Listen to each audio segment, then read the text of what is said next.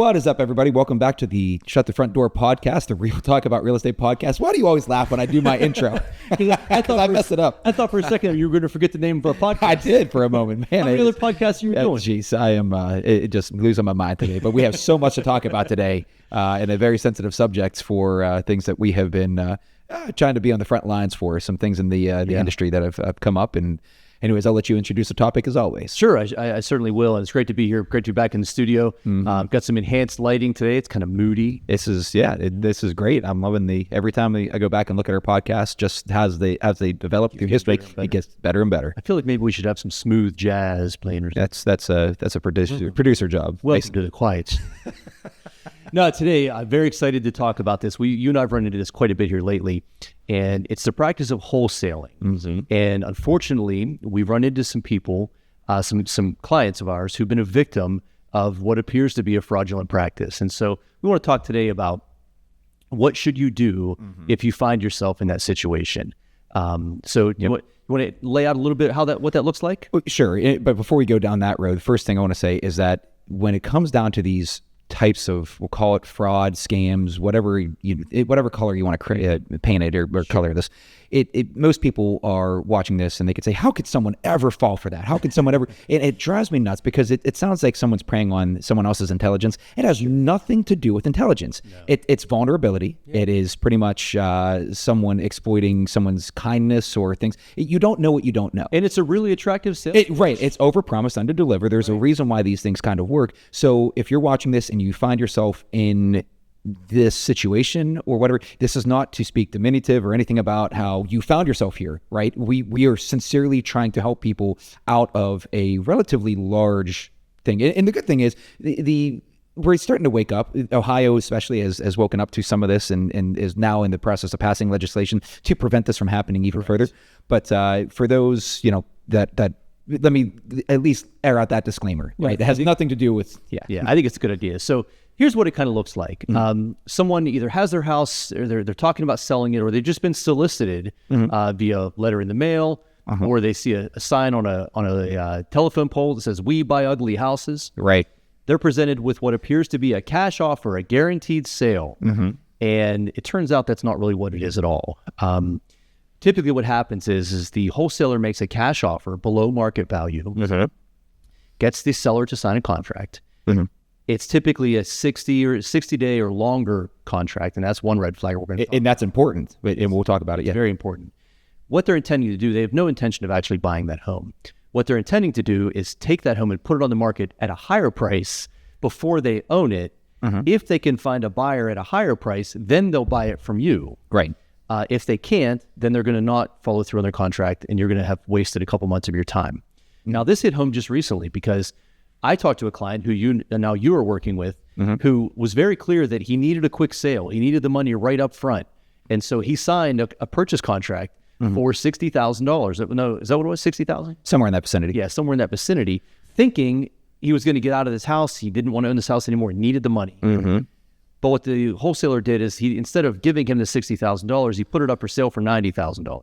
Right. So there's a difference. So let's just play this out. So option A, they are successful in their endeavor by listing it for 90 and attracting a buyer. Then they're going to buy it for 60 because they now know they have a buyer for 90,000. They're going to make 30 grand. That's right. Why would the seller in that circumstance not just list it themselves for 90,000 and then make themselves 30 grand? Because if they need money that bad, why are they going to sacrifice a potential 30 grand swing? Now let's just go and say they're not successful. 60-day contract. This guy that needs money just spent 60 days in an overpromise, underdeliver situation. Right. It is a lose-lose. It ends up empty-handed. No matter how, you okay? Everything. I'm going to knock that coffee cup over before it's over. It's a lose-lose no matter what, even if they're 60. So the best case scenario is, okay, they sell it, you get 60 grand. But the loss is you just shorted yourself, whatever the difference was. They took your equity is what they did. Right. And so I oversimplify it as an options trade, which I know that's not necessarily oversimplified, but for those that know what it just to be clear, you don't oversimplify it. No, I don't. But oversimplicate, remember that one? Oversimplicate, yeah. But an options trade, it's basically something of exchanging value, but you give someone this, in this potential, or this circumstance, this person has a potential crystal ball to see 60, 90, 120 days into the future, whatever the duration of that contract is. They can see what's happening, and they get to either move forward or they can just completely make up, oh, it failed our test of the market, right? And it becomes like this very, I don't know, there's nothing exchanged of value. It's all risk onto the owner's side with nothing of value. With nothing to gain. Right, absolutely nothing to gain. And so in this particular situation, this seller who needs the money, he's been very clear about that, he's in a pretty tight spot, signed this contract he's now locked into for 60 days. You have a buyer willing to give him $65,000 cash who can close in a week. Right. And so instead of getting that, which is what he wants and what he needs, he's going to waste 60 days, probably end up not getting any money from the first contract he signed, and then eventually sell it, for fair market value. Precisely. So what are some red flags? So these solicitations come all the time. We get people call us. I got a letter from a guy who wants to buy my house from me. What does this mean? And so give me some red flags that you see that are an indication that you might be dealing with a wholesaler. First red flag? Sure. The mail. If someone is really that aggressive and I guess that's not necessarily true. Put it this way. Investors will only buy when the deal is good enough, which is why at face value, if you don't deep dive into this, a cash offer seems to be, okay, well, it's cash and they're bailing me out of a jam. And okay, it's like pawn shops, right? Pawn shops are like kind of, wholesalers in themselves, but in a different capacity, but you know what you're getting into. At least when you walk in, you have that anticipation, whatever. These contracts that you sign, they're disguised as cash offers, which they're really not. Right. How many text messages do we get? And we'll get to the red flag question, but we get text messages all the time. Hey, this is Joe Smith from such and such XYZ Incorporated. We have an off-market property, but if you can bring a buyer for us, we'll give you a commission. That's right. You're not giving me a commission. It's coming from the buyer's side. So red flag number one, if you receive one of those letters, right? Yeah. Red flag number two, and I'll let you piggyback off of these, the duration.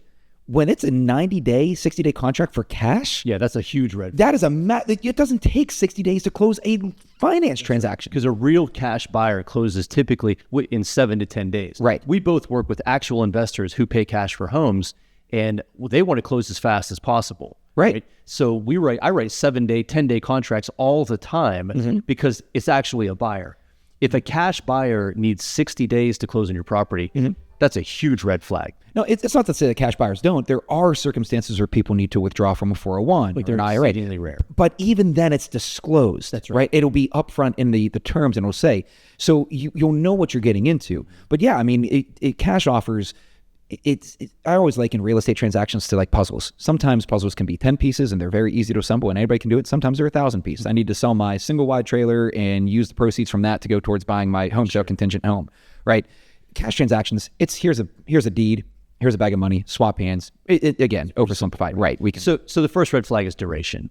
I would say the second red flag is if that purchase contract has language that allows the buyer, prospective buyer, to put the house on the market, to list it for sale before they buy it. Which technically speaking, they're not even able to do, but go ahead. Yeah, that's a massive red flag, right? Because a true cash buyer making you a guaranteed offer doesn't need to do that, right? If it's a guaranteed offer, there's no reason to put it on the market to see what's out there.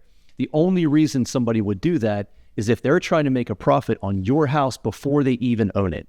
Correct. Yeah, and question the language. It's a guarantee, but my guarantee comes with me having to test things first. Right. That doesn't make any sense. That's right.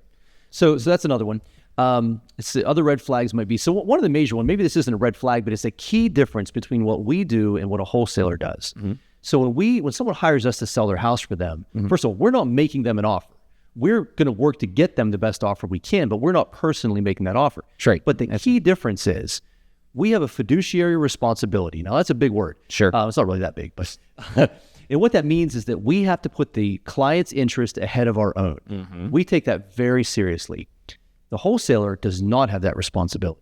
The wholesaler puts the wholesaler's interest before the client's interest. And that's a massive difference. If I list a house for someone, my job is to take care of them and get them the best deal I can get. If I don't have that responsibility, my job is to get me the best deal I can get. That's a massive difference. Right. And you see it over and over again, which is why we get these text messages saying, hey, it's a win-win for everybody.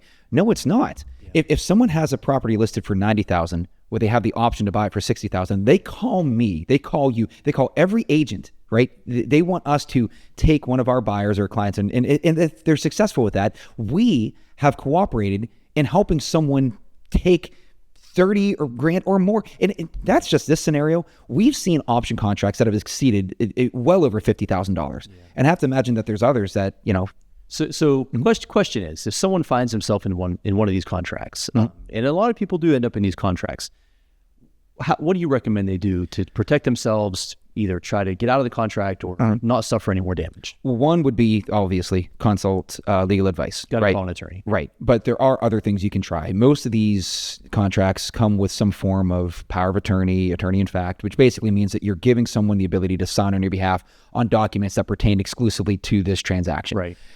There are things you can work around and nuance with possibly, terminating that document. The power of attorney. Right. Also things like listing.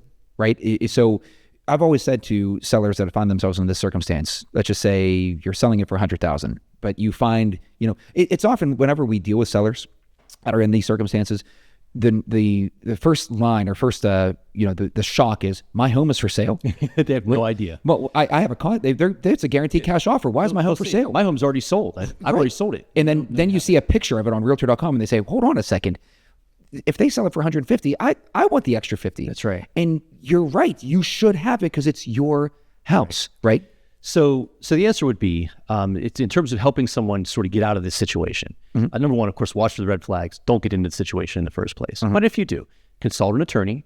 See if you're able to retract or cancel your power of attorney. That's an important step.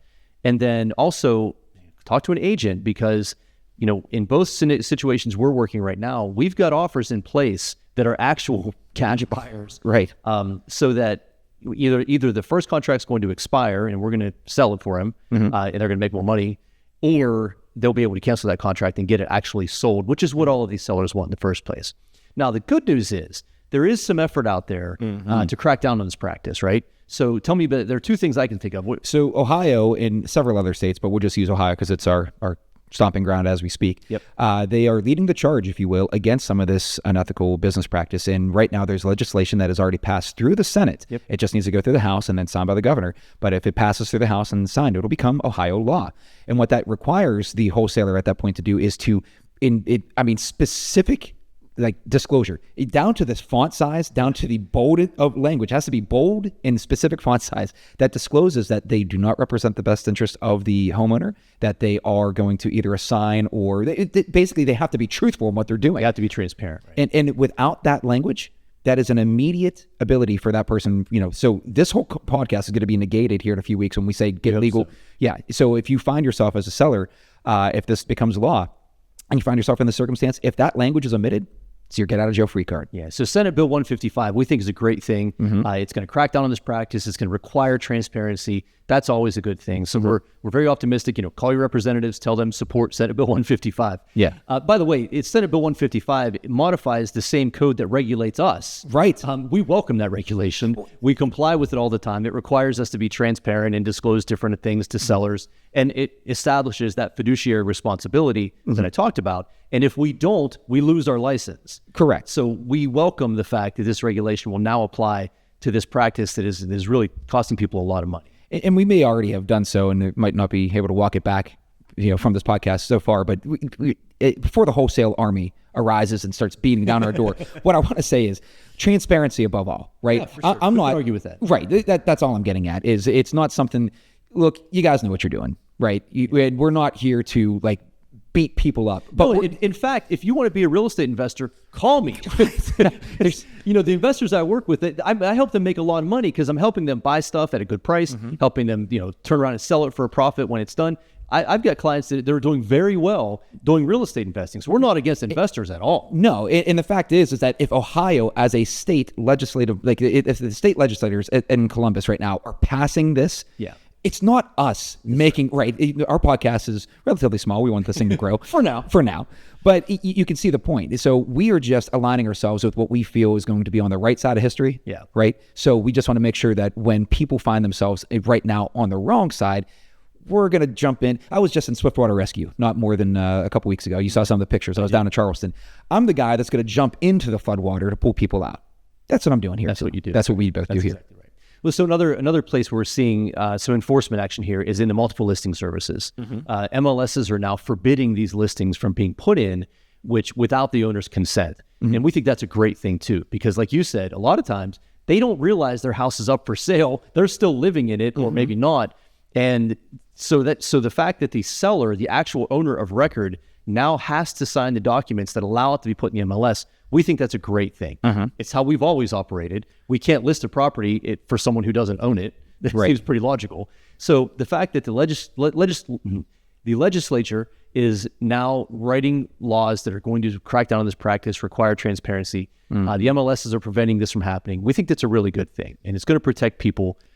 So we're all for it. Yeah, it basically just means in the absence of like checks and balance, if for some reason the state legislation doesn't pass, maybe it just gets stonewalled in the House, we still have systems in place with the MLS, multiple listing service. Think of it like this Facebook that only agents really have access to, but that's where all the information goes, and we share that. That's governed by administrative law. So you have municipal law, state law, federal law, international law. Administrative law is just one extra layer that we want to make sure that we are protecting the interest, like you said earlier, fiduciary obligation, and we take those seriously. Yep. All right, man, that's pretty deep stuff.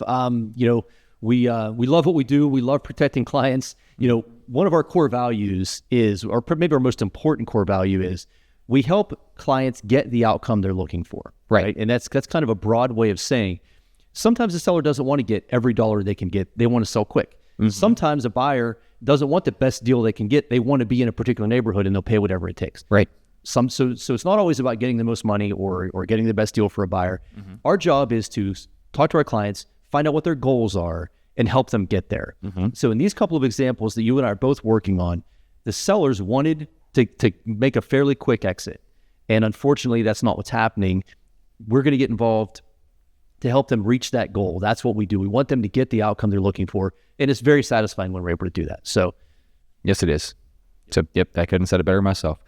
All right. Well, we will be back next week with a new topic. I guess same social media plug. Follow us on all social media outlets, Facebook, Instagram, Twitter. We're really trying to get this thing to grow on Spotify. Yep. We actually even have some new services on Spotify now with transcriptions, chapters, video. So we're definitely growing as a podcast. absolutely.